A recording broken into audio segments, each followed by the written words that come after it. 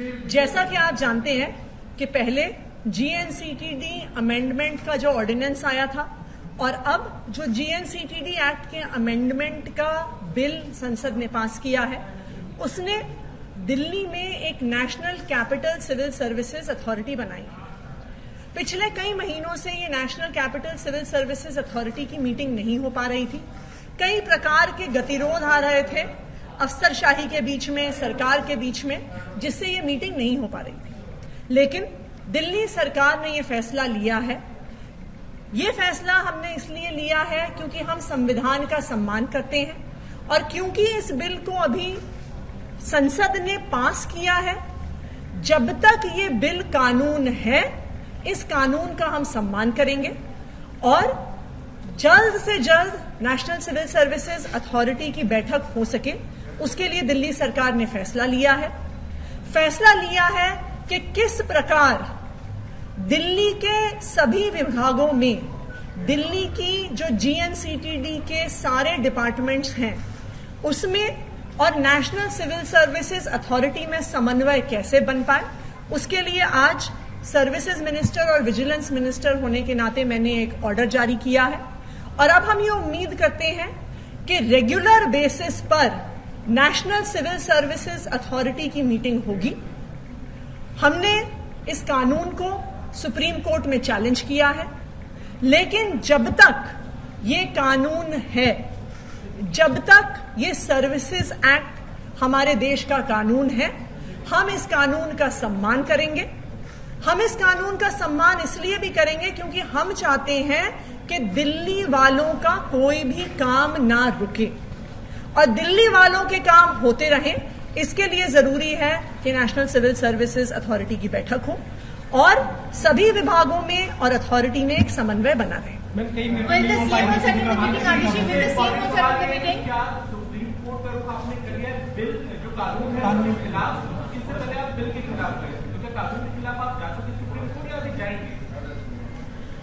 देखिए, जो संवैधानिक सवाल है कि क्या एक कानून के माध्यम से, चाहे वो ऑर्डिनेंस हो चाहे वो बिल हो, क्योंकि ordinance also has the force of law, चाहे वो ऑर्डिनेंस हो चाहे वो संसद में पास किया गया कानून हो, फोर्स ऑफ लॉ दोनों का बराबर होता है।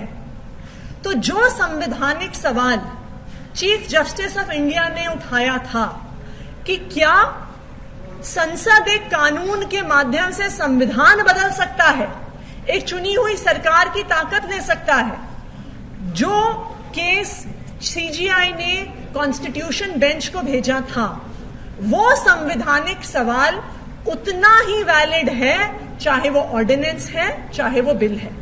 तो जिस तरह संवैधानिक पीठ पहले इस मैटर को सुन रही थी, उसी तरह से ऐसा हम मानते हैं कि सुप्रीम कोर्ट की संवैधानिक पीठ बिल वाले मैटर को भी सुनेगी।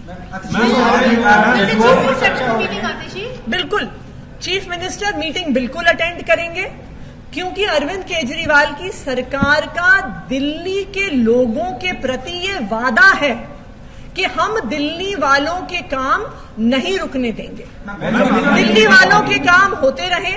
इसके लिए जरूरी है कि जब तक NCCSA, national capital civil services authority, आज की सिचुएशन में ये देश का कानून है और इस कानून का पालन करने के लिए, दिल्ली वालों के काम होने के लिए मुख्यमंत्री अरविंद केजरीवाल जी मीटिंग अटेंड करेंगे और इसीलिए एक ऐसा हमने आदेश निकाला है जिससे सरकार के सभी विभागों का, मंत्रियों का, एनसीसीएसए यानी इस अथॉरिटी से एक समन्वय बना रहे।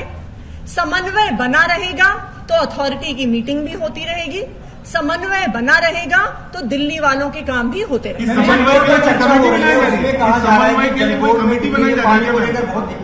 एक सेकंड, पहले इस समन्वय के लिए क्या कोई कमेटी बनाई जा रही है? नहीं, इस समन्वय के लिए कमेटी नहीं बनाई जा रही, पर यह समन्वय किस प्रकार से होगा, कैसे अलग अलग विभागों का, उनके प्रस्तावों का अथॉरिटी उन्हें कैसे देखेगी, उन पे कैसे निर्णय लेगी, इसके लिए हमने एक आदेश निकाला है। जितना ज्यादा समन्वय चुनी हुई सरकार के बीच में, सभी विभागों के बीच में और national capital civil services authority के बीच में होगा, उतना ही स्मूथली अथॉरिटी की फंक्शनिंग होगी, उतनी ही स्पीड से जो अथॉरिटी की फंक्शनिंग में गतिरोध आ रहे थे वो गतिरोध हटाए जाएंगे। मैम, जल बोर्ड को लेकर चर्चा हो रही है कि फंड नहीं मिल रहा है। आप ही के विधायक ने कह रहे हैं कि पानी नहीं है, गंदा पानी आ रहा है। पीएचडी ने भी इस मुद्दे को उठाया अभी सदन में। इस पर आपका क्या कहना है कि बहुत दिक्कत पानी की हो रही है, गटर जैसा पानी लोगों के पास आ रहा है और 1-1.5 साल से फंड नहीं है, इसको लेकर क्या कहना चाहेंगे? देखिए, ये मुद्दा सभी विधायक बार बार पिछले कई महीनों से उठा रहे हैं कि जल बोर्ड के पास अपना कोई भी काम करने के लिए पैसा नहीं है। अब सवाल यह है कि जब विधानसभा ने बजट पास किया है, जब विधानसभा ने पैसा दिया है, जब दिल्ली की जनता अपना टैक्स दे रही है, तो जनता के काम करने के लिए पैसे क्यों नहीं है? जनता के काम करने के लिए पैसे इसलिए नहीं है क्योंकि सरकार के अफसर बार फाइलों पे ऑब्जेक्शन लगाते हैं, सवाल उठाते हैं। एक अफसर से दूसरे अफसर के पास फाइल जाती है, दूसरे अफसर से तीसरे अफसर के पास जाती है, कोई भी काम पास नहीं होता, पैसे पास नहीं होते। ये सब क्यों हो रहा है? ये इसलिए हो रहा है क्योंकि जो ये ऑर्डिनेंस केंद्र सरकार लेके आई है, उससे अब अफसरों को पता है कि उनकी कोई भी जवाबदेही चुनी हुई सरकार के प्रति नहीं है। उनको पता है कि उनकी कोई भी जवाबदेही इस विधानसभा के प्रति नहीं है, तो वो अपनी मनमर्जी से काम कर रहे हैं। और वहां पे उनको पता है कि उनको सिर्फ जवाब देना है केंद्र सरकार को और एलजी साहब को।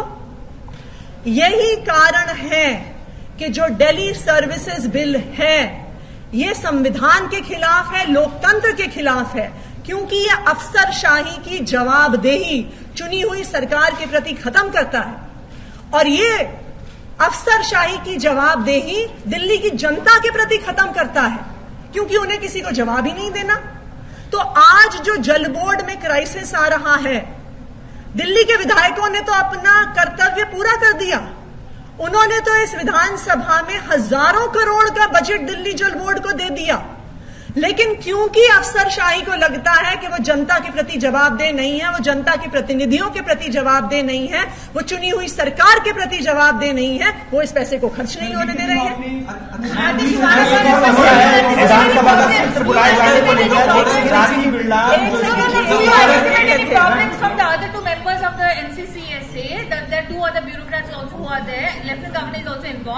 Do you anticipate any hurdles or any objections, any questions by them? देखिए, हम तो उम्मीद करते हैं कि जो सभी स्टेक होल्डर्स हैं, चाहे वो एलजी साहब हो, चाहे वो अफसर हो, सब ये चाहेंगे कि अथॉरिटी की बैठक हो और दिल्ली की जनता के काम हो।